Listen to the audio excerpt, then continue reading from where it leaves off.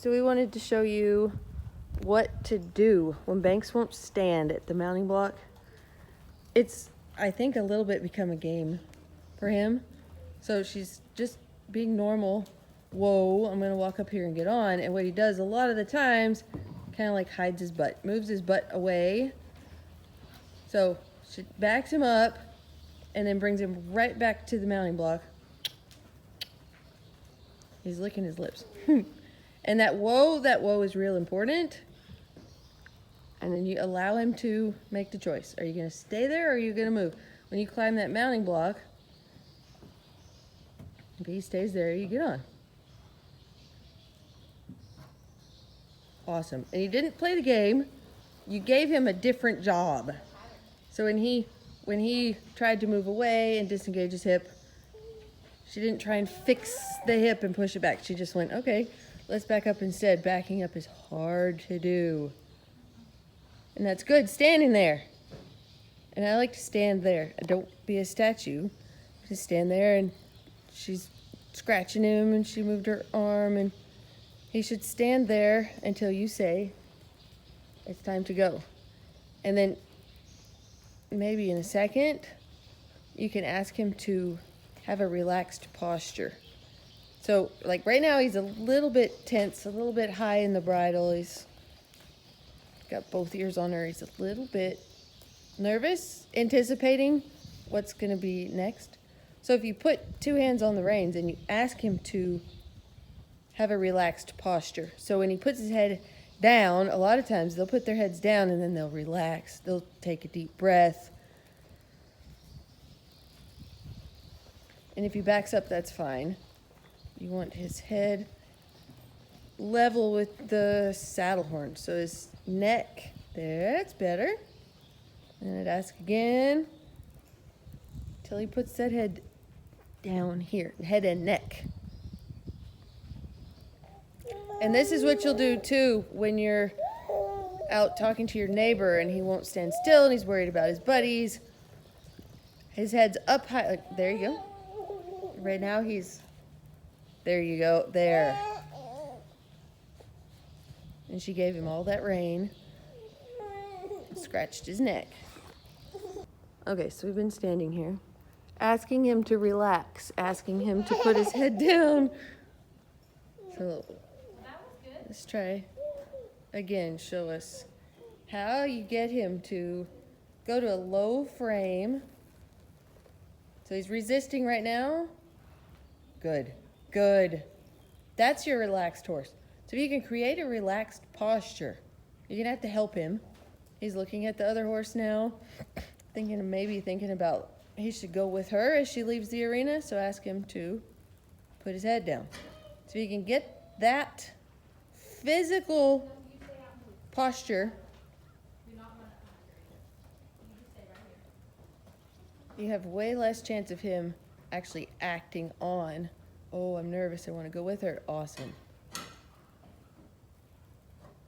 So I'm thinking of like when you're at your neighbor's house and he won't stand still, he's thinking about going home, he's thinking about his friends. If you could just do this, and he's licking his lips, try it again. Ask him for his low frame.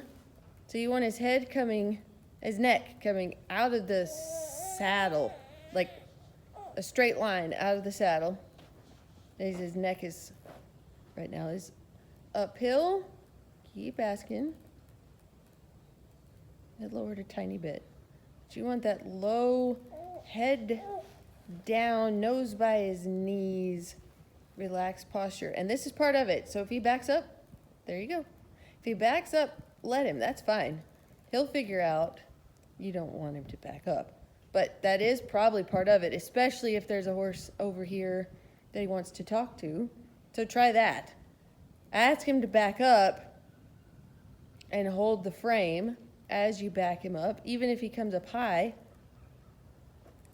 what you're doing is giving him a job to do. So he's thinking about his friend, head's high up in the air.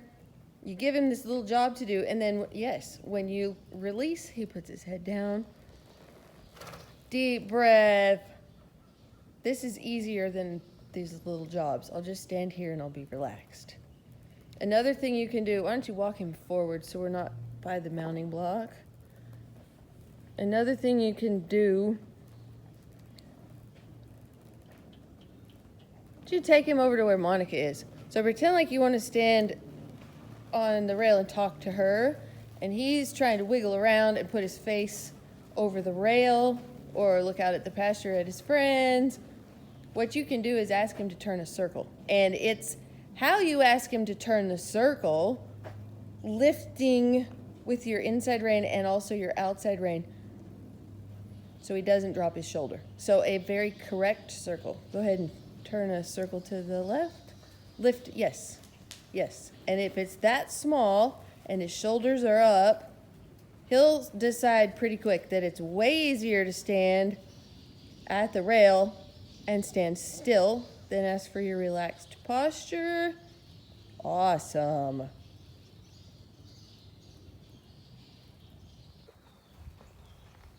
So one of the things we worked on, when he first came, he did it the first day and the second day, he's dropping his shoulder and drifting.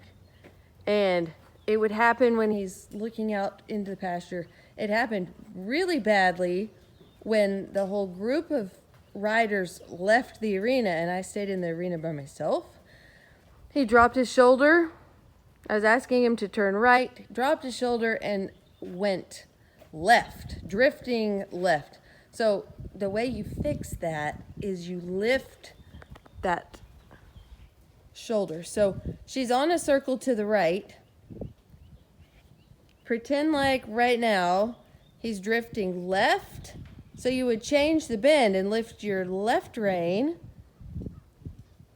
And see how his nose came down, his shoulder lifted up, and he made that corner kind of snappy, stepped over and made that corner. So if you continued to fight him with your right rein, he would just drop that shoulder and drift worse because you can't. He's already dropped it. You can't win that battle with that rein. You've got to change the rein, change the bend, and then push him through. So show us one more time. She's going to change the bend, use her outside rein, and push him through. There. And he stepped over. So she literally lifted that shoulder and pushed it across. So that leg lifted up and went over in front of the other. And he hasn't tried to drop his shoulder ever since. That's the first day we had this happen. The second day we had it happen, and he hasn't dropped it since. So remembering that, it's called you could call it a counter bend. You're changing the bend. So another thing that really will help you with this horse a lot is remembering to use your seat and your leg more than your rein. So if you take him on a circle to the right now, so her hand is down, just kind of on the top of his mane. So she's turning and looking to the right. He'll follow that feel, the weight cue when you turn and look right. And she's probably pressing a little bit with her right leg, acting as a stabilizing leg right where it is. Try a circle right again. Are you using left leg? What? Try a circle right again. Are you using left leg? Okay. But once we're on it, not much. So the left leg is tapping, telling him to move away from the pressure. The right leg's still just there though, right? I have to start it with my left leg and then the right leg. Just stays there or it pushes? Pushes. Uh-huh. Okay. So the left leg to start the turn. Show us again. But also, I'm wanting you to notice how her hand stays down right in the middle of his mane. And then it lifts, so that lifts and pushes on his neck. It's not pulling on his face. She's lifting and pushing on his neck because he was trying to hook around.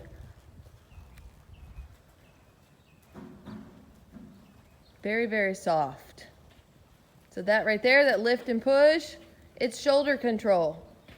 Getting his shoulder back to the rail. without pulling on him.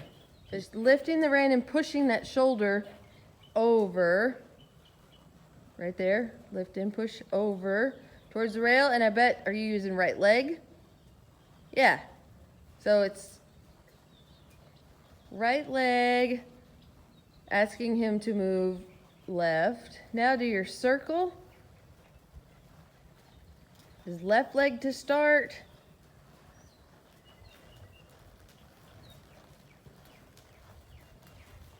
And I see left leg just a little bit tapping left leg. I also see right leg too. So if your legs are on, the horse knows to stay between them. I think of the horse as the river, and your rein and your legs are the banks. So you're trying to keep the horse, keep the river between the banks. The rivers need to be touching so he knows where to be.